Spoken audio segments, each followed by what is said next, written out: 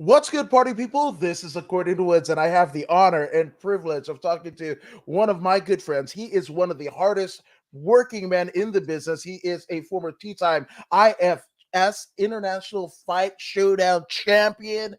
He is Pro champ, leader. pro Yes, champ. pro champ. Well, Never it's an forget. amateur show now, but Oh, no. You were there when you were pro, and Mhm. it's a two-weight division, and he is the head coach, the major domo of the Badger Crew, who wrecking havoc literally in every organization that governs MMA. He is the one, the only Badger Ben Jones.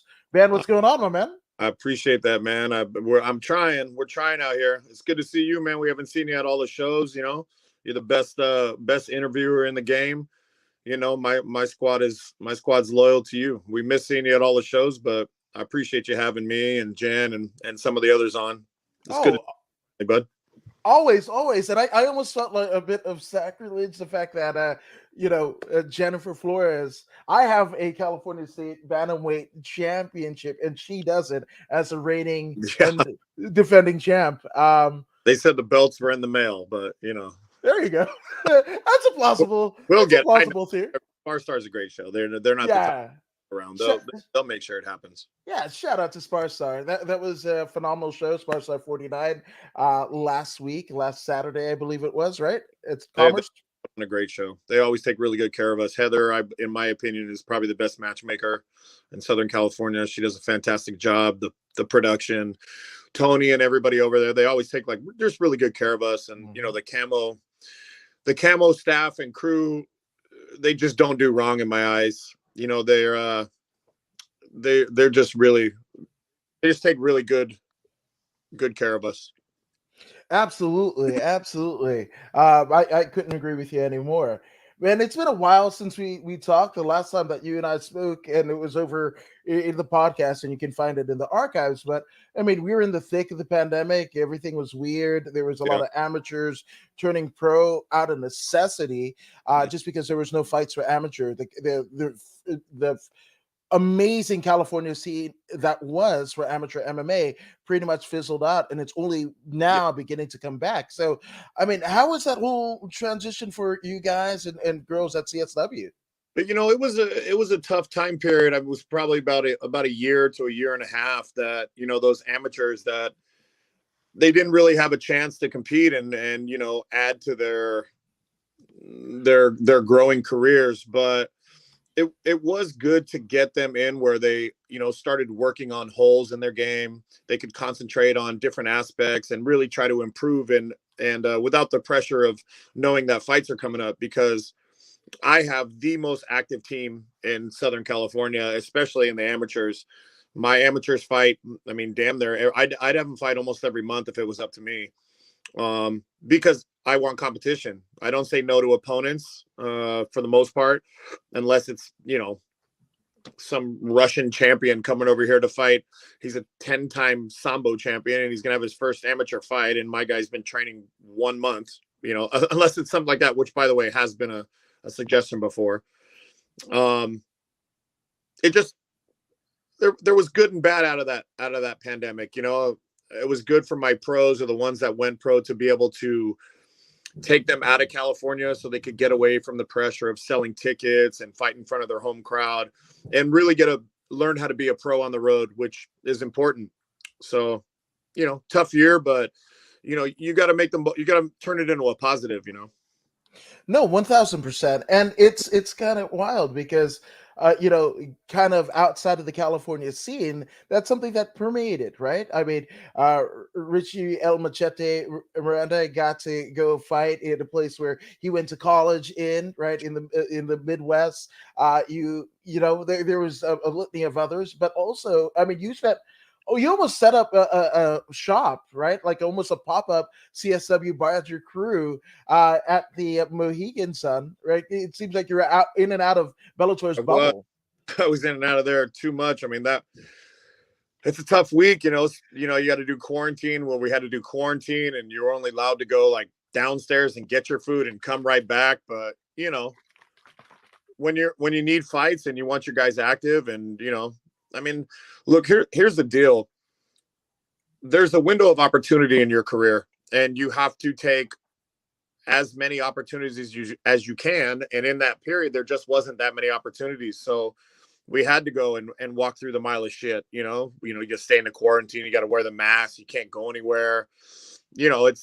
But you have to do that because your window of opportunity is closing every single day in your career. Your career is not getting longer. It's getting shorter as soon as you start it. So, a good learning experience for the fighters that did travel. But like I said, wasn't always easy. No, 100%. And that's something that is unique because it's funny because, in not just our sport of MMA, but also other sports, not all fighters make great coaches, right? And Right. this is something that you do impeccably well. You've been there and done, so, whether it be the weight cuts, nobody has to explain it to you. You don't have to have a third party come in and explain it to you or the rest of the crew. It's something that you've done. You know the right way to do, wrong way to do it, and you were, basically applying your trade at the infancy of what we now know as MMA. So you have a lot of that to basically thrust knowledge to thrust upon each and every member of the team. Well, thank you. But look, I'm from the school of thought that if you're going to be a good coach at something, if you're going to be a great coach at something, you have to have walked the walk, and I'm not saying that there isn't good coaches out there who are, good MMA coaches that never fought or never competed at a high level of grappling but there is something about believability when your fighters are in that moment, or you're on their ass in that gym and you're telling them do this and do that. There is a believability that they know that you walked that walk before. When I'm talking to them between rounds, like, I understand what it's like to be in there. I understand what it's like to be in there and maybe not coming out on top in that previous round, or maybe you got stung in that previous round. And if you get a guy that hasn't fought and he comes in there and he's telling you to do all these different things and you're like, dude, I'm trying, like, that shit's not possible, because he doesn't understand about the fatigue factor, the breathing factor. He doesn't understand about what it feels like to be pressured when you're in there, or have a guy that's running from you that you can't catch. I mean, there's a million different things that could play into the factor that if you never walk that walk, if you haven't felt that feeling in there, then there's not that believability with your guys. And my guys know I've been there. I did all that shit, right? I fought for titles. I won titles. I lost titles, title fights. They know that I put in the work when it comes to cutting weight and dieting. Like, nobody helped me with that shit when I was doing it. Right. I had to figure it out. And I made a lot of mistakes in my own career as far as dieting and weight cutting. Like, nobody taught me. I mean, I had teammates that gave me a little bit of advice about it, but at the end of the day, it was trial and error. And through that trial and error, I believe I have come up with a for sure tried and true system that works really well. And it's working for my fighters. And they all tell me when they listen, they're like, this shit is so much easier when we just listen, coach. And I was like, yeah, like, you don't got to fuck up, because I already fucked up and I fixed it. Sometimes they have to learn lessons the hard way. I have to give them enough rope and let them do it for them to learn that, God, I'm just going to do what he says, because he's already made the mistakes that I don't need to make. But yeah, I had an awesome coach when I was fighting, and I was the captain of the team, and I coached other sports. While I was fighting at the beginning of my fighting career, I was coaching football in high school. Obviously I played professional football, and I, was a leader, I would say, on those teams. So I believe my transition to coaching was really, really natural. And I wanted to do it. I really wanted to do it. I got to an age where fighting just wasn't possible for me anymore. My injuries, my body just wasn't responding to how I fought. And I didn't believe that I could change my fighting style enough to be successful. And the injuries were just racking up, and started having a family. And, when you start having a family, you can't be selfish anymore. And I believe in order to be a good fighter, you have to be extremely selfish with your time for the most part. And I just wasn't willing to be selfish anymore when I had a family. So the natural progression to coach was good for me. And I think I'm having success. I'd like to think I'm having success. I'm trying. It's my true passion. So I think it's great. And the one and only solo says Woods, but also Ben Jones is a bigger badass than I, no, for sure. just a But little. yes, hell yes, you are. But that's another thing, because we were kind of talking as we were setting this whole deal up for tonight. And I called you kind of a bit of an alchemist because that's what you are, and that's what every coach. If you want to have any bit of respect, you have to kind of figure out all the things that work, don't work, and there's going to be, techniques. There's going to be Right. ways, mindsets that are going to fall by the wayside as time goes on. But it's one of the major things in terms of mindset, right? Is shifting from your career as an active fighting competitor Right. to life in, I guess, regular life. And Mhm. you had your foot in one and in the other, where you kind of already sowed the seeds of what after your fight career was going to be long gone. You knew where you were going, which how important is that for like the current crop of fighters? I think it's important. I did know where I wanted to go. I wasn't sure it was going to be at CSW, just because I wasn't sure that coach was going to give me the team. And I mean, it had been his team. He created it, and even though I was doing a lot of what I guess you would consider the head coach responsibilities, it just, and I had been in there since the team was formed, and I was the one and only captain. Um, I just wasn't sure that that was going to happen, and then I wanted it. I made it really evident. And, he gave me the team, which is, probably one of the biggest honors, that and receiving my black belt from him and Higan Machado, and, winning my titles. That was probably the biggest, reward I've ever got. So it allowed me to be the head coach at the place that I love, the place that taught me everything, so it was good. It was good. No, 100%. And sometimes, and this is especially during the pandemic, my wife was like, there's places that are cheaper to live, right? And For sure. and we kind of we're trying to figure it out. But like for me, growing up here in LA, I'm a transplant, but it was important that whatever that I was going to accumulate and amass, that it happens here. Until it happens here, I can't go anywhere else, right? And that's kind of it with you. If you got a head coaching position at another gym, if they had a, not to say that you weren't appreciated, because I don't think that was the case, but if it happened anywhere else, I don't think it would have meant as much. But that is, Yeah. It was important to me to carry on the tradition. I mean, if I'm being quite honest with you, during this pandemic, I've been offered 3 other coaching jobs at very large teams, um, but all of them would involve moving my family, and I just, one of the things that makes me the most proud is that I have built this team from the grassroots. You know, when and if these guys ever win huge titles in the pros and they get in the UFC, you're going to be able to they're going to be able to post a picture of them at their very first amateur fight or at the beginning of their amateur career, and then a picture of us together in the cage during the UFC, or if they win a title or a Bellator title, whatever it is.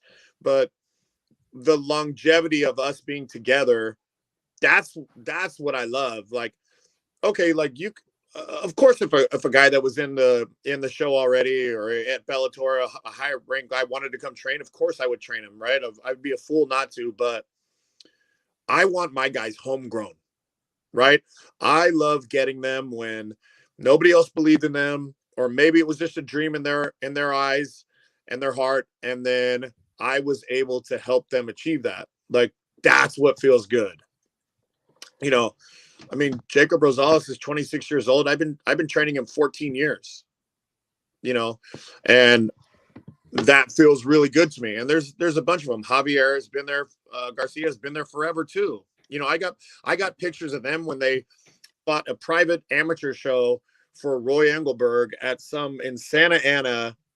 They both fought for a belt. They both won, and it's those two and me with two brand new belts around their waist, at some car club or some car museum, and we'll have that forever, you know. And I think that a lot of coaches don't have that, you know. Like you were saying about the pandemic, like, yeah, California is a tough place to live. It's fucking expensive. Shit, our gas is damn near $7 a gallon right now, you know, and Truth. the properties, you know, if you want to own a house here, you damn near got to give up your fucking leg, you know, and your arm for it. But I thought about moving somewhere and going and opening a gym in some random state that is, you know, much more affordable without a state tax or something. But the only thing that held me back is I just can't take my whole team with me. I know they can't all go with me. Mm-hmm. And I've started this journey with them, and I want to finish it with them. Right. I don't want them to have to go somewhere else. I know they don't want to go somewhere else. I'm not going to bail on them just because it would be cheaper or easier to do it somewhere else. I know some would go with me. I know some would attach a U-Haul right to the back of my U-Haul, and they would go out there with me. Honestly, I bet you 7 or 8 of them would. You know, I got almost 30, and I bet the rest would. But I just said, fuck it, I'm going to stick it out here, and I'm going to be successful, you know, with these guys and with what I want to do. And I've got some big things coming up in this next year. There's going to be some really huge news for me and everything that are coming up in this year, and things that are going to just, I think, really blow up the landscape of MMA in Southern California. And I'm just really excited. You know, I stayed here, so fuck it. My heels are dug in, and you ain't getting rid of me. You know. So Yeah. No, that's it. That's it. You know, and it's wild too because I mean, I just spoke to the new California State Women's Bantamweight champion, one Jen Flores, my this last girl. Friday. That she just I mean, when asked, and shout out to Marco Martinez of Fight Life Nation, he asked the question. I can't take credit for it, but he asked like, what does Ben Jones and Dale Roybal mean to you? And she welled up with tears because that's it. That's the loyalty, but that's also, you know, day in and day out at times where they're the most vulnerable, you know, don't think they can make Right. it, you know, and you're there in the trenches. And also you have been there yourself where they have been. Mhm. And it's that trust that you guys have in each other that leads you to like, hey, I'm going to rent my U-Haul. What day you rent yours, Coach Ben? And let's go. Like, Yeah. Well, I mean, and there that's is a special thing. that. Yeah. Thank you, man. I mean, that's definitely what I try to build with all of them. You know, is they're all fucking special to me, right? Like, I truly believe every single one of them is going to be a world champion. Now, is that going to happen? No. Look, I'm realistic. I understand it, but I believe it's possible in every single one of them, right? The opportunity is there. But I think that sometimes coaches get into this, especially the guys that haven't fought, because they like doing it and they like martial arts. But all I'm trying to do with them is be what I didn't have. Right. And it's not that I didn't have fantastic coaches, not that I didn't have great coaches who cared about me, but I just want to give them everything that I always wanted. Right. And some things I got in droves, like a ton of it. But some things I didn't get, and that's maybe because they didn't get it, you know. But I've learned a lot, you know, playing high level athletics, playing good, you know, top of the nation, high school football, junior college, you know, arena league, CFL, and then being thrust right into the world of, when I started, it was called cage fighting. There was no such thing as MMA. You know, shit, gloves were barely on people, you know, and I got thrown to the wolves right away, you know, and there was no fucking learning curve. there was, we did a lot, very little sparring and a whole lot of fighting, you know, and I was fighting for my life, but I learned lessons that I wanted to give people in the future. And look, and that's all I'm trying to do. Like, anybody can teach moves and combinations and how to throw a kick and throw a punch. And there's guys that have never fought that can do that, and they do that really well. But what they can't teach is the mindset. What they can't teach is the psychology of fighting, right? And they can read books on it, but it ain't the same. It ain't the same unless you've been in there in those moments. And not only do my guys and girls know that I was in those moments, but I train with them almost every single day. Like, they roll with me, they spar with me, and I don't fucking take it easy on nobody. I mean, at this age, and at this point in my life, damn near I'm fighting for my life in there anyways, right? And so that's just what I'm trying to give them. And then, you end up building really, really special bonds, who I think I have that bond with all of them. But, it's really flattering and very humbling when, I watched this podcast, not expecting it, when you had Jen on, and she says those really, really, really kind things. And, you believe her, and she says great things about Dale. And that makes me feel even better because, I introduced them. Had she not felt that way about a person that she worked very closely with and who has helped her a ton, then I wouldn't get as much satisfaction out of it. It's awesome to hear the things that she says about me, and I feel the same way about her and all my fighters. But it's really also great to hear how she feels about Dale and the effect that he's had on her as well. No, absolutely. And it's a bit of nature versus nurture, right? Where you being able to get those rounds in, and I mean, it's a damn fucking Shark Tank. I've been in CSW. I'm go with him. I mean, Yeah, there's yeah. no quit. I mean, one of my friends, Eric Whittaker, who was like, I just started at CSW not too long ago, and I've taken a couple Coach Ben's classes and Oh yeah. whatever. You should, Yeah. and he's like, you should come down. I was like, fuck. Like, We'll I'd roll rather for play sure. on the 405. You know? Yeah. Yeah. I would love that.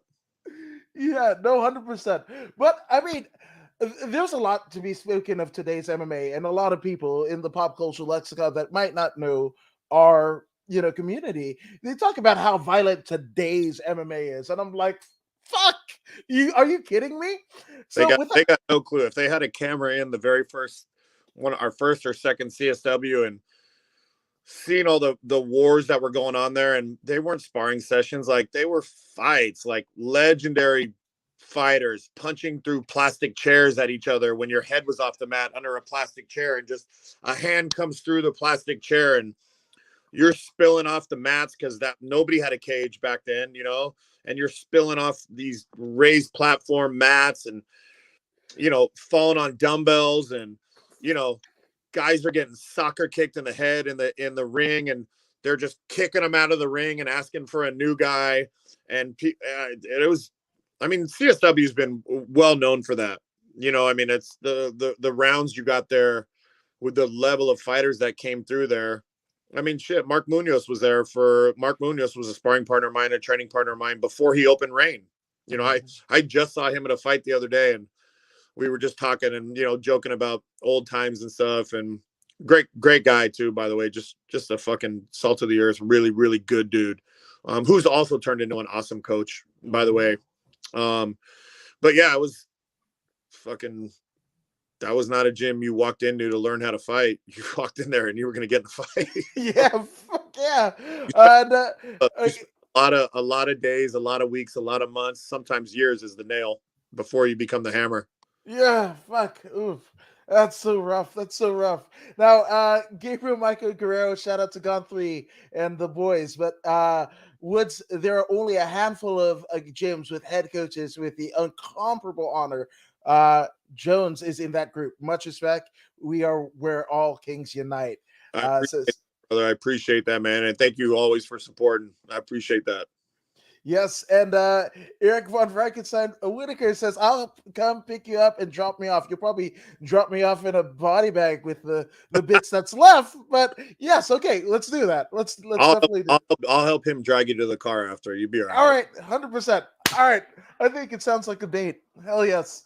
No, but I mean, to get the full scope of like the infancy of cage fighting and MMA, without naming names and what have you, kind of give us a little insight of how crazy was it? What are some of the craziest fucking stories or places that you went to go ply your trade? Well, shit. My very first fight after 6 months of training was in a bar in Hollywood where they used to shoot the original Wild and Out. Uh, Yeah, I fought in shit. It might have been El Monte or somewhere around there, but I fought outdoors in a bull ring, like a real like bull ring, dirt bull ring, uh, in a ring in the middle where it looked like they fought bulls. It didn't look like they like had rodeos there. I fought at a huge rodeo place outside. I fought on the green of a super expensive golf course um in downtown, right by the Warner Brothers studios, in front of like Sylvester Stallone, Joe Pesci. They were all there. Was a private show. Um, it was fucking real. That was really fun. Wild helicopter right on the grass next to the ring. All these expensive Lamborghinis and shit. Yeah, it was. Tony Soprano was there. It was pretty cool. It was actually right before he died. wow. Um, but the legendary sparring stories. I mean, from me being in them or me witnessing them, you know, they're just it's just too much. I mean, everybody who's anybody in MMA has been to CSW, you know, and spent considerable time there. And most of them were big guys. Most of we were like the heavyweight gym back in the day, and shit, I was one of the small guys, you know. So, and I was fighting at 185 or 205. Um, so it's been pretty good. It's been I've been really lucky that people have came into that gym and wanted to train with Eric Paulson or Josh Barnett, and I just happened to get rounds with them and develop relationships with some of them, and just have those experiences. It definitely helped my career. um I think so. No, 100%. 100%. Which, I mean, you're not by any means, at least in a commonality for commonality's sake, a small man. But I mean, No. in the confines in what you found yourself, right? And especially with your athletic background before, Mhm. you were used to being kind of the top dog. So how did you adjust, to not being the biggest guy on the team? You're amongst other alpha males, and how did you kind I of faked it for a meld long yourself? time. I faked the shit out of it, right? I got away with my athleticism at the beginning because the position I played in football is a highly athletic position. I played safety, and in the CFL I played outside linebacker, but in the Arena League I also played wide receiver. I played running back occasionally. I was a quarterback very early in high school before they realized that I was too small to play quarterback. Um, but with fighting, I just was a really good athlete, and I had a chip on my shoulder, and I got in a plethora of fistfights throughout middle school, elementary school, high school, college, at bars. You know, I know, you're a fucking idiot when you're younger, and I had a chip on my shoulder. I had an asshole dad who liked to use me as a punching bag, and you know, and I was very accustomed to a life of fighting, or at least defending myself, or covering up, and learn how to take a shot.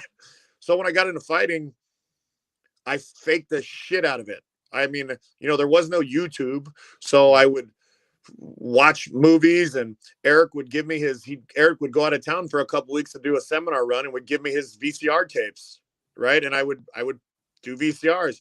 Shit, I damn near learned how to become a good striker by listening to Boss Rutan's audio tapes. his where a 3, a 3 and a 2, Yeah. 10 right straights. And I did that every fucking day, Monday through Friday, in the sauna at 24 Hour Fitness. And I looked like the psychopath in there. And then people would come in and I would stop doing it. And then eventually I'd be like, dude, I don't give a shit. I'm just going to fucking keep doing it. And I would do it in there. Sometimes I'd be wearing plastics, didn't even know what I was doing. And I would just fucking drill it out. Like I did it all because I didn't want to go in there and get my ass kicked in that gym anymore. I mean, 3 months into my training, I walk in the gym and we just had a little Taekwondo studio back then. And we had it 2 days a week. And I'd been training there just under 3 months. And I showed up on a Tuesday night and I looked through the window and there was Josh Barnett. And he had already been the UFC heavyweight champion. I had seen him on like DVDs of the UFC. Obviously, I knew who he was. He was fighting in Pride at the time. And Eric was training him. And I walked in and Eric said, "Oh, Ben, you're big. Come over here." I mean, right when I walked through the door. And there was all these cameras and all these Japanese guys that were everywhere. It was probably like, I don't know, 6, 7, 8, 10 Japanese guys, cameras everywhere. And they were shooting his promo video for Pride. It was the very first time he fought Crow Cop. And he ended up dislocating his shoulder right at the beginning. But Josh was in there and came down and trained with Eric. And they needed a body. So Josh head and arm suplexed me on not on a spring floor, on just a regular mat 9 times. And he head and arm suplexed me, mounted me, and then like threw punches at my head. He didn't hit me. But I mean, when this monster's doing it to you the first time you met him, and by the way, he hasn't said a word to me, right? And That's I didn't know how to help him like jump up from the head and arm suplex. So he's just like, just put his hand on my leg. And I was like, all right. And he had no problem lifting me up like a sack. And at the time, I was 230 pounds. I just got done playing pro football. 9 fucking times I got slammed. And Eric goes afterwards, he goes, "You're going to be famous. You're going to be all over the Pride cameras." And sure as shit, on that huge wall came out, there I was getting fucking slammed over and over.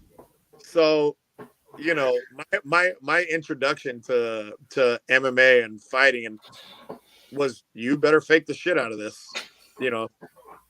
I sparred with him later that night, kickboxing. And I got in the ring, and I was a big guy, and you put anybody in there in front of Josh, he's gonna beat the shit out of him. I looked like a great athlete, right? I was explosive. I had no idea what the fuck I was doing. And Eric goes, "Now stand southpaw," because Crow Cop southpaw, right? Yeah, no. And he goes, "Yeah, stand southpaw." Fucking, we start going. Josh starts laying into me. I don't know why I tried to shoot, and he fucking kneed me right in the nose and broke my nose. Whoa. My fault. I was the fucking idiot that did it. I don't even know why I shot. I don't know why I would shoot on Josh Barnett. I have no wrestling background. And we're supposed to be kickboxing, but you live and you learn, though, right? Fuck yeah. I mean, that was just day one. Which I've said, as a fan of MMA and as a fan of catch wrestling, I would love to fucking have a DeLorean, and the first thing that I would do is grab a GoPro from 2022 and take it right back to CSW and have see the wars that you and Barnett would get into with Paulson, basically as the Master Splinter to U2's Ninja Turtles. They were very one-sided wars. I will put it that way. But my whole thing was survival. Right. I mean,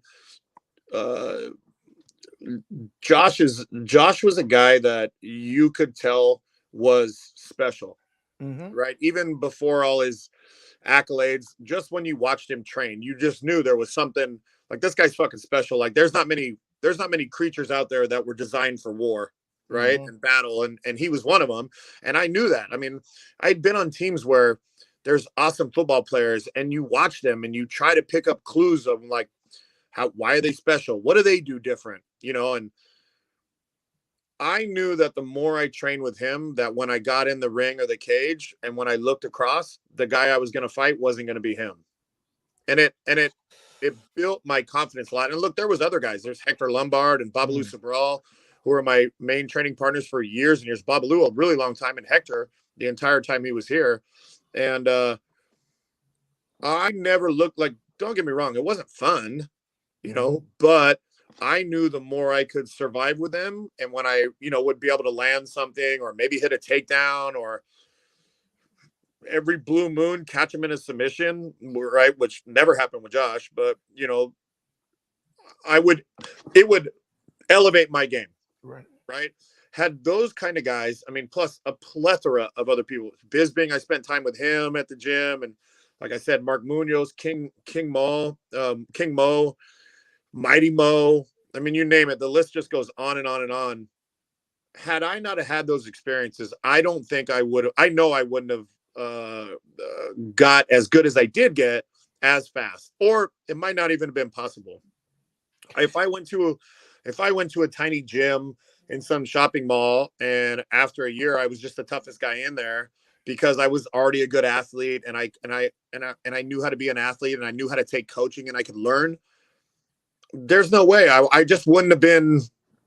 My skill level would have not been what it became by being in the room with guys that were all better than me, and me wanting to be better than them. Right. It was a constant chase to try to fucking beat these guys. I'm gonna try to drop these motherfuckers. Like I want to hit them with a liver shot and make them make funny noises out of the side of their mouth while they're on the ground. And I want to scream liver so everybody can see that I did it.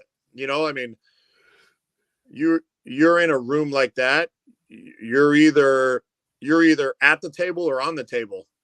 And I spent a lot of time at the table, but I did spend considerable time on the table too. So. No, sometimes it is like that. And in reference to you and Barnett, and some of your trials and tribulations to the whole ordeal, Eric Whitaker, who happens to have taken a class or two and is currently enrolled at CSW, says, "I'm in tears," which Ben Jones, mental note, mental note there. I'm just saying.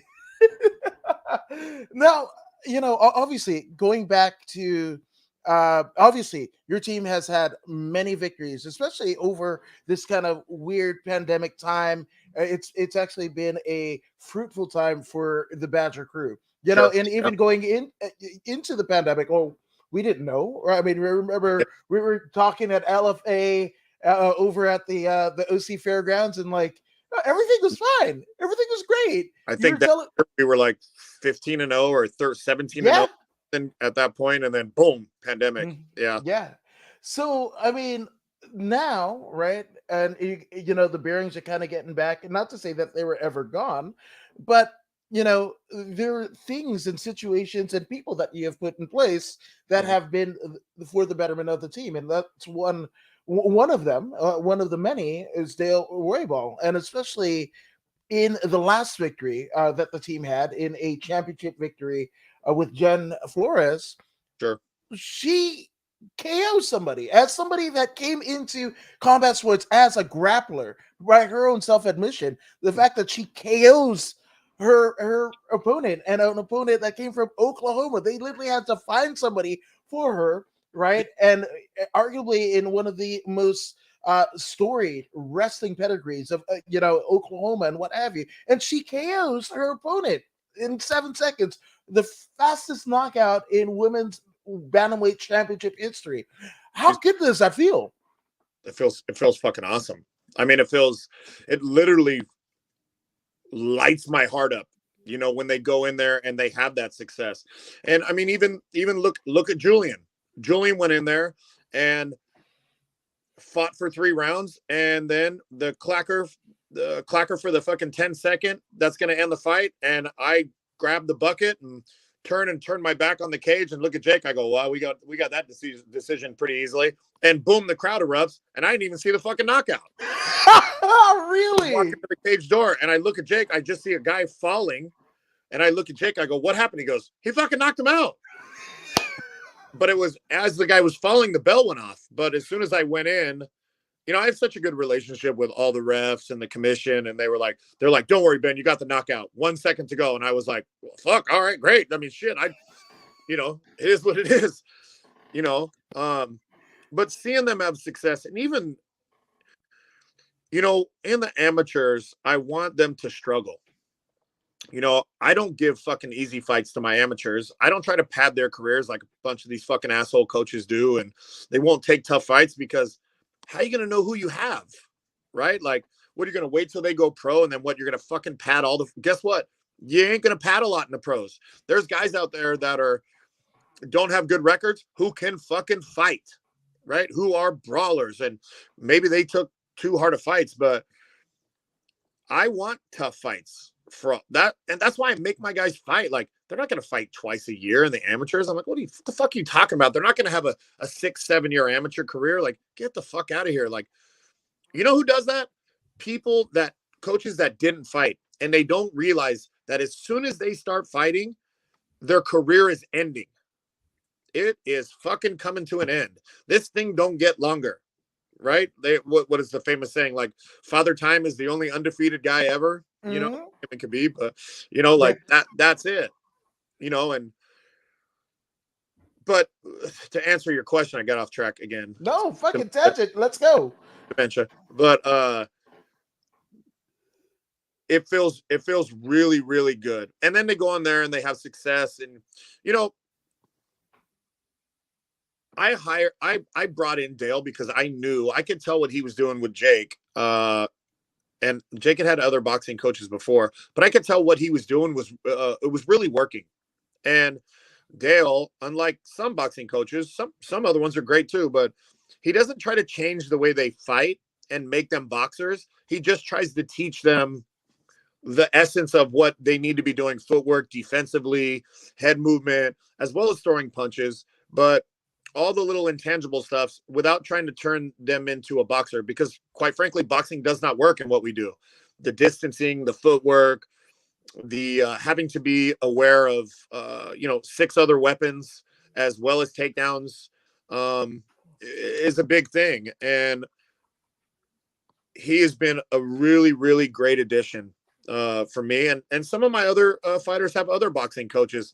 I don't necessarily work with them hand in hand like I do with Dale, but I also don't micromanage Dale, right? Like, I don't tell Dale how to train the fighters. Like, occasionally I'll call him or we'll have a conversation. I'll be like, all right, this is what I'm seeing in this opponent. And he'll be like, oh yeah, I see the same thing. Or he'll say it to me and I'll say, yeah, I see the same thing. And we're very in tune when we do talk about and Dale knows me. He knows what I'm looking for.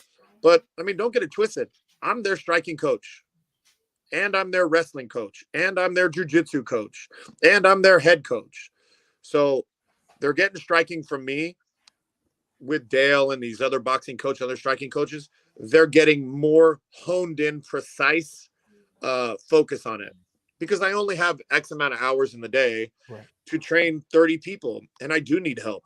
Right? I do need help. It's very hard being the one person for every facet of it: the head coach, the striking coach, the jiu-jitsu coach, the wrestling coach, the transition coach, the fucking dietitian, the weight cutting expert, I'm a strength coach to half them. Thank God I have Mike Villarreal, who has been was my strength training partner for a long time. When he was fighting, he was coming to my strength coach, and that's where he learned a lot of what he's doing. And Mike has his own system that he runs now, but like, thank God I have him, because 6 or 7 of the team work out with me after practice, and I write strength. Look, I could be a strength training coach too. I just don't want to do it. It's boring to me. That's not where my true love is. But thank God I have him, where I don't micromanage Mike at all. I don't ever, or Dale for that matter. I don't text them or call them and be like, hey, I want to see this in the workouts. I don't do none of that shit. I just trust that I know what they're going to do, and I rely very heavily on their expertise. And it shows, and the proof is in the pudding. My goodness. Yeah. And Melvin Wells says, I've been training for over 46 years. Coach Ben Jones is the absolute best. Love being a part of the Bachelor crew. Dude, I love that, man. Melvin, I'm not sure but how much an inspiration you are, not only to me, but that team. That fucking guy is in that gym sparring and doing every single thing, doing every bit of the conditioning. On Fridays, we don't go in the gym, we go out and sprint, and fucking Melvin's out there sprinting. And every time one of these guys is throwing up on the side or saying something, I'm like, look at that motherfucker. Right? He's double your age and he is out here busting his ass. So shut the fuck up and run. This is exercise, right? And Melvin Melvin was I do something called a pressure test when people fight. So the week before their fight, I put him in the cage and I put him against 3 people each round. So they have a fresh guy on him every 2 minutes. And Melvin had a competition coming up in Vegas, which it was like grappling, striking, and sparring or some shit. And all of his opponents pulled out there. None of them wanted to compete against him. But in his pressure test, I put him in there. And he had one of the best knockouts I've ever seen in that gym. Spinning head kick. Spinning head kick was a thing of fucking beauty. And people ran out. I had the whole team watching it. People ran out of the gym. People were screaming. We forgot about the poor kid that got fucking knocked out. I was cheering. That was, you see a guy like that go in there and bust his ass every day, not say shit, and fucking do something like that. Man, that made my day. It made the whole team's day, and we all we're still talking about it. And it was like a month ago or 2 months ago or whatever it was. Fucking awesome. I love that dude, and this team wouldn't be the same if he wasn't there. It just wouldn't. I'm lucky because I have one of my mentors and one of my coaches, even though he would hate that I called him a coach, was Jay Martinez. And I have him there on a daily basis. He's always talking shit, and I'll be coaching something and he'll give a little snide comment from the side, but but I do have him and Mo, little Mo, who's been not only my college football teammate, but also my teammate basically my entire fight career. And and then I have Eric, who, I mean, you don't get a better mentor than Eric Paulson, who's, taught me everything.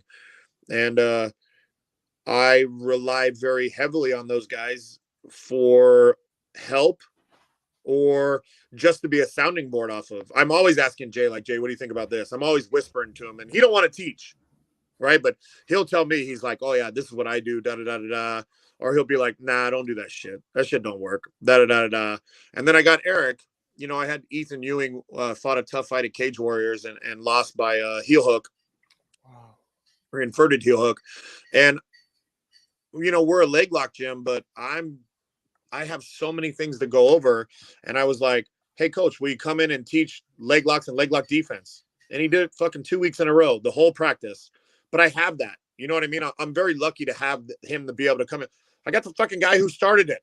Mm-hmm. And then I don't got to do it. And then I can sit back, and not only can I learn, but I can see what they're learning. And it's a different voice than me hearing it. I'm just in a really, really good situation. I do need more help, but I'm very thankful for what I have and the people that I have around me.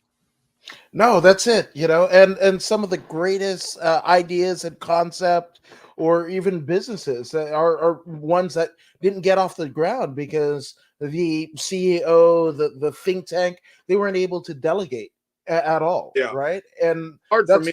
I'll be honest, it's hard for me because I'm a control freak.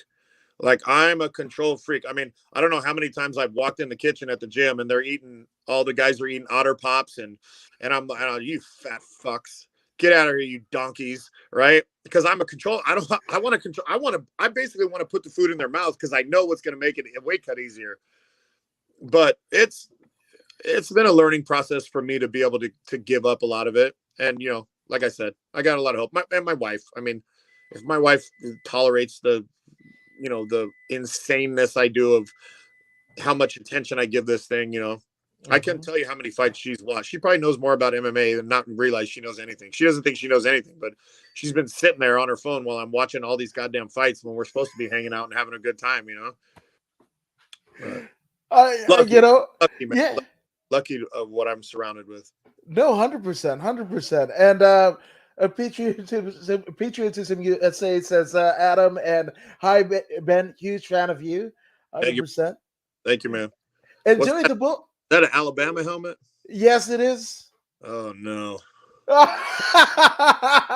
There you who's go. they're the best. They're like the Badger crew of college football. College football, yeah, absolutely. And Joey the Bull, says very proud of the Badger crew at this past Saturday, Sparstar 49, and he still wants that Badger slap. You don't want that shit.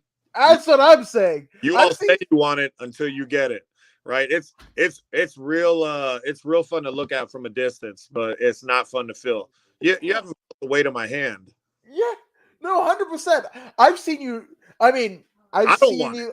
I don't want my slap. Right. That's what I'm saying. I've seen videos of you. People in bars. They're like, I've heard of this Badger slap. Get that smoke and get knocked the whole fuck out. They get real One. weak in the knees. Yeah. Oh shit. Yeah. And then shout out to Myron Ayers, man, who literally fucking winced when he saw you. Hey, I scared him again this weekend. Did you? Yes. Oh, not from the slap. Okay. So you weren't there, and they didn't catch it on the thing, but Jen fought, went in there, knocked that girl out 7 seconds.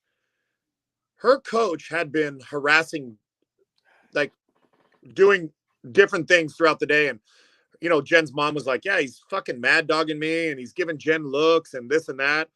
And I didn't see the guy, right? I didn't see him until we were in the cage after the fight.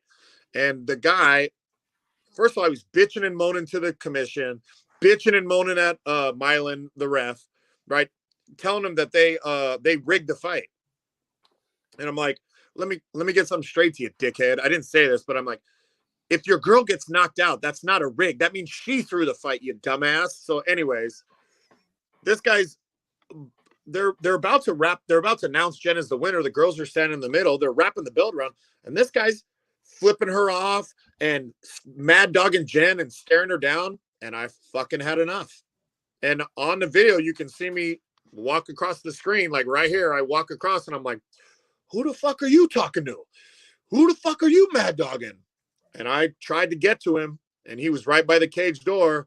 And Mylan and all the commissioners started grabbing me, and I started throwing them off of me, swatting them like flies.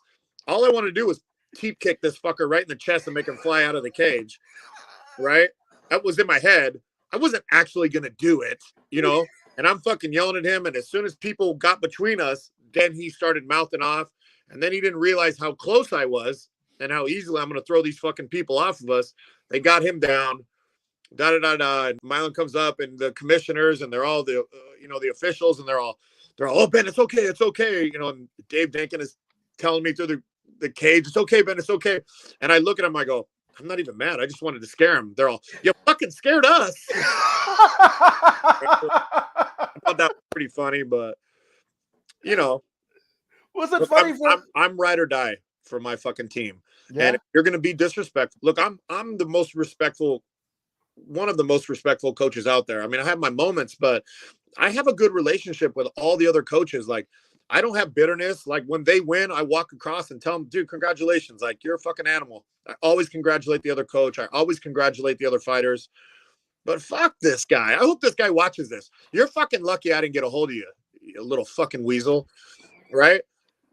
But, had that not happened at Sparstar or not around Camo, I probably would have gotten some trouble. But, they always take really good care of me. And, they know. I just needed to scare that fucking idiot. Yeah, no, absolutely. And, you probably scared him even still because he had to change his underpants after. He walked by me. He walked by me later and pretended he didn't see me. And guess where he was walking?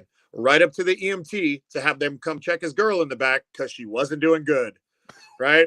And Rosales goes, guess the fight wasn't rigged, huh? As he walked by. And the guy just kept his head on straight and walked by. At that point, he had no security. So Jesus Christ. Did you at least do the mea culpa to the Camo crew after you basically threw him by the wayside? What was that? Oh, I'm sorry. Get out of the street. Don't stand. I'm not one of those guys that is going to be held back if I don't want to be. No, but I wasn't really like throwing him, but I was I was getting their hands off me. Let's get that straight. They weren't trying to grab me. Let's get that straight. No, But I didn't no. do anything. I just wanted to scare that fucking idiot. And no, you should be doing that to a girl, let alone any fighter. But like, dude, he was like ruining her moment, like a big Yeah. moment in life. And I'm not having it. I'm just not having it. You're not gonna do that to none of my fighters. Mm-hmm. You're gonna have to deal with me. That's a pack of fucking lunch. That's gonna be a long day. Yeah. So Fuck yeah, it is. not like I'm a tough guy right now. I'm just that's how we roll. That's That's how. how I roll. That's how we roll. No, 100%, 100%. Actually, 1,000% says my sketchy artist. 99. Shout out to sketchy artists. And Carol Uribe Flores says, our hero Ben, love you. Just Mario Yamasaki's. She's such a good mom. She was at my house. I brought Jen over that morning to cut weight, and I made her mom some coffee, and she sat on my couch. She was just a true warrior. Just sat there while we're in the bath cutting weight in the sauna. I got a sauna at my house, so we're like going back and forth, and her mom was just there with her the whole time. It's these fighters are really lucky to have the support system that they do have, and trust me, it does not go unnoticed by me. And you can tell just the type of people they are, that they have like a good support system, like moms and some of their dads and girlfriends. There's a ton of the guys got really, really good solid girlfriends on the team, and they're supportive, which is not always the case in this game. Mm-hmm. No, 100%, 100%.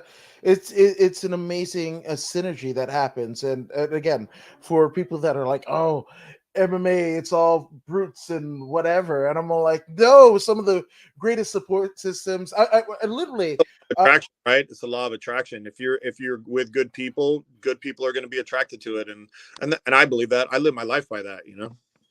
no, 100%, 100%, and it the proof is in the pudding. Now, before we go, obviously, there's a lot taught about fight stuff and what have you, but what does Ben Jones do to chill out? Is there are you a fan of the Kenny G? What's going down? Like when you want to mellow out, what does Ben Jones do? I definitely don't listen to Kenny G. Oh man, I do. I mean, I got my kids. I love spending time with my kids. My kids play football. They do jujitsu. I mean, watching my kids play football is like one of the greatest things I get to do. And obviously, I try to spend as much time with my wife as I can. I know I definitely should do that more.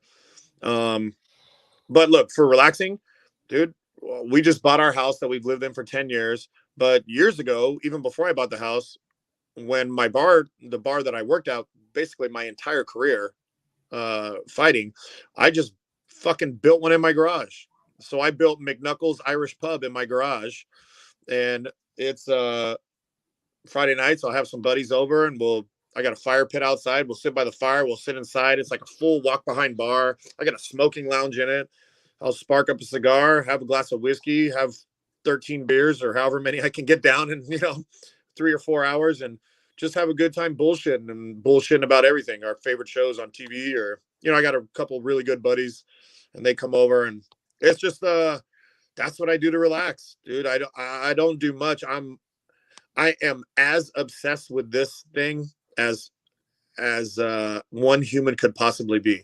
I mean, I'm on Instagram sharing videos to individual fighters or to the whole group based on what I think that, this would work for this person. I'll set it here, or this defense of this body triangle will work here. I'll send it over here. But watching my kids play sports is fucking awesome. And I'm real lucky that my wife works she has a really good job. She works for the city of Santa Ana with the homeless department and or human resources, but she deals with the homeless, and she has a really good job. And I'm really lucky that I get to take my kids to school every day. I get to pick them up every day. I get to take them to the gym with me. When they have spring break, they get to go watch practice. My kids participate in practice. They do the warm-ups. My oldest son, Jake, my 8-year-old, he put on shin guards and gloves the other day and sparred.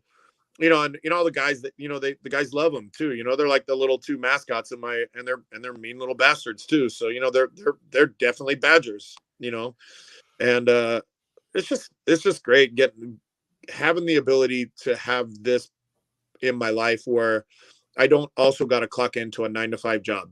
All right. And it's not the most profitable thing on earth, but I know it'll pay off one day. It's paying off for me as a person and emotionally. And whereas financially it doesn't pay off, if I do my job and I can give these guys and girls what I promised them, then it's going to pay off. You know what I mean? I'm not in this shit for the money. I didn't fight for the money. For fuck, I barely made any money when I was fighting. For that matter, barely made any money when I was playing pro football. I mean, the Arena League and the CFL did not pay that great. You know, I don't do things for the money, although it would be great to get it. I do it because I have a true passion for it, and it encompasses my whole life. So even in my relaxed time when I'm sitting out by the fire or having a drink at my bar or watching fucking everything that's on Netflix, I'm pretty sure I completed Netflix at this point. I'm like 70% there and 30% still thinking about fights coming up, and it's just a lot, you know. But I fucking love it, dude. I fucking love it, man. And that and my family are the only two things I give a shit about in this world. No, well, we're glad you're definitely a different breed, but we're glad to have you in our worlds. And you're talking about payoffs and what have you. Talking to Jen Flores, talking to Jacob Rosales, and Alondra now Rosales, right? Alondra Brown now Rosales. Slow that one down. That's not. Yeah. There you go. But I mean, this week is a fight week for you. Alondra is fighting on LFA, so Well, you that's know. Avi's fighting LFA. He's the co-main Oh, event. shit. Avi's the co-main event. He's fighting Chase Gibson, who I really like too. I think Chase is a fucking stud, and I know it's it probably couldn't be a bigger challenge fight for both of them. But obviously, I'm Javi, and I'm gonna fucking do everything I can to make him go in there and fucking win and punch his ticket to the UFC where he belongs. But Saturday night, the next night, that's Friday. Saturday night, I got two amateur fighters. I have one of my guys, Israel Lua, who we call 30, and then Julio Navarro Jr., who we call JJ. They're both fighting at Tracy Hess's KO Promotions. And then 2 weeks later, I'm going to South Dakota for LFA with Alandria Brown and Richie Miranda. We'll both be on that card. Yeah, I got in May in Sacramento, I got Joey Dorado.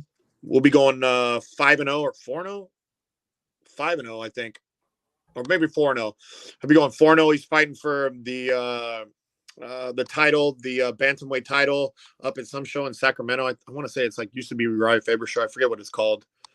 And then I just got Brandon Arndt is going to be fighting for the true 145 featherweight title. And I got, I'm turning half of these fuckers pro because they're ready. I got Julian Duckenfield, who's slaughtering everybody he's standing in front of. I think he's got a couple more amateurs in. We just had a conversation today. I got Jengun Choi, although he's coming off a loss. He was super sick, which I didn't know, and he didn't tell anybody. He was really lightheaded and dizzy when he's going to that fight, but he just went in there and tried to fight. Arguably, he could have won that decision. It could have went either way. He's damn near ready to go pro. I just got so many, that it's really, really exciting time for the Badger crew, for me, for them,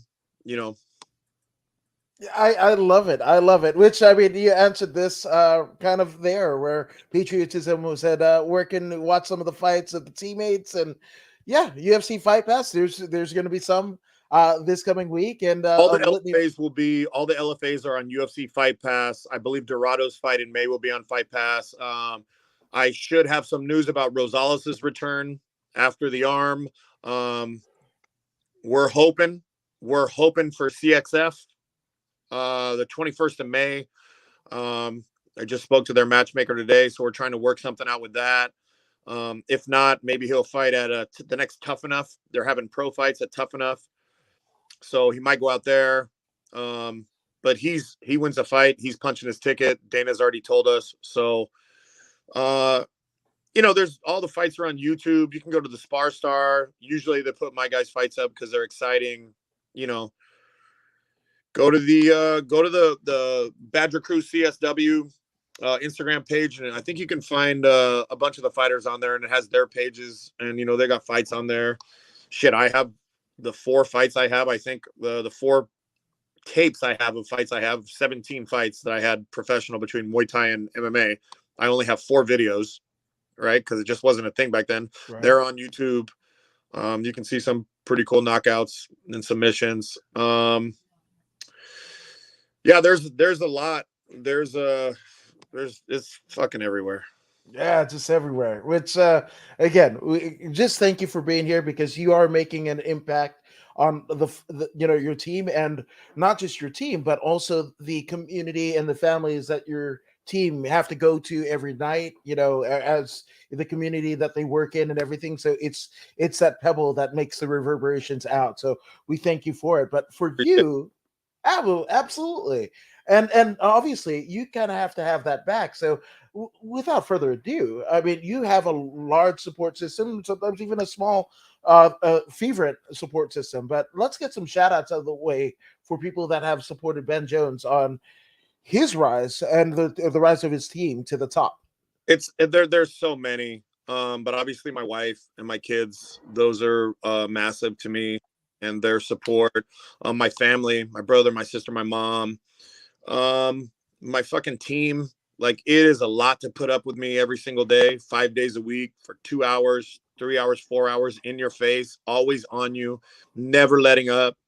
Obviously Eric Paulson and Tanya Paulson from CSW have given me a home and allowing me to teach there, allowing me to be the head coach, basically giving me my career. Most of my pros, for the most part, damn near all of my pros are with Iridium Sports Agency, who Jason was actually one of my managers. It was my manager at the end of my career, and through a good part of it, all my guys are with Iridium, and I couldn't be more happy to be with him and Jeremy and Jacob, and they're just such a top notch organization. I really appreciate that, and all their help. Obviously the families, the parents of all my fighters. And the students of the gym. I still teach at the gym, and the students that support and buy tickets to all the fights. It doesn't go unnoticed. My friends and family, obviously. I love it. I love it. And I've linked it in the description of the video. So wherever you guys are watching this now and watch it in the future, you can find it. But I've done it, but it bears repeating. Where can they find the coach, Ben Jones, the Badger, The on all of Badger those? on Instagram, the Badger Jones, Facebook, Ben Jones. I also have a fan page, but I don't really go to it very much. It was for when I was fighting, not for when I'm coaching. I think I got a Twitter out there. I think it's the Badger Jones too, but I haven't checked it in, I don't know, 8 years, 7 years since I retired, maybe once or twice. Or just CSW. If you're interested in coming to train, you won't go to a better gym in Orange County. It's the best one. It's a one-shop stop for MMA, striking, grappling, wrestling, catch wrestling, jiu-jitsu. It's a one-stop shop. You don't have to have multiple memberships to go to other gyms. You just got to go to one fucking place, right? It's loaded with talented people, very much a family, very much a home. It has been for me and all my fighters. And that's it, or just go to any local fight and guarantee that my fighters will be there on it, fighting all the time. That's facts. That's facts. I've seen it. I've seen it. But Ben, thank you as always to take time. You've had a huge impact on my career personally. It's always an honor to sit and sometimes even stand and hold the mic for you and just let you go, because to see what's going on in there and the passion that exudes out of you to the fighters is just it's immeasurable. Thank you, man. I appreciate it. And we got to get you back at some shows. You got to get out of Bakersfield. There's Oh, I'm in LA. Theoretically, I'm there, in LA. they got enough meth up there and all that. You got to get out of there and just take a drive down to 5. If these shows won't let you in, you can come with me, because they ain't gonna say shit to me. You can walk right in with no wristband, no license, and you just walk right in with me. And they'll be like, "Great to see you, Adam. See you here with Ben." We'll slap a Badger Crew shirt on you, and you can walk out with us to the fights. Right? I'm in. Fuck yes, I'm in. Anytime you come in, you've helped out. You've helped out so much, and just been such a good support for the team and me, that you got my blessing any day. I appreciate it. And those aren't easy to come by. So again, it's not lost on me.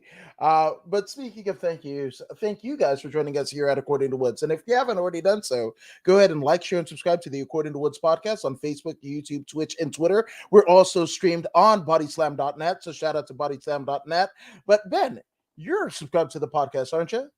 Say that You're subscribed to the podcast. 100%. Fuck yes. I watched the whole Jen. I watched Jen's one, the whole one, the other day. See? If I can, I watch them all. See, in addition to the Netflix patronage, hell yes. Oh, Jack, and Netflix. Yeah, well, I already finished all Netflix. All right, so I'm gonna upload some shit. I'm gonna talk to the people there. Right. And Adam is the best. Oh, I appreciate you. Love you too, brother. But thank you guys for joining us. That's Ben Jones. I'm According to Woods. Go ahead and subscribe to the podcast and you watch him do some badass shit. But if you don't believe me or Ben Jones to subscribe to the podcast, well, here's Zeta Zhang for you. Hey, this is Zeta Zhang. Make sure you subscribe.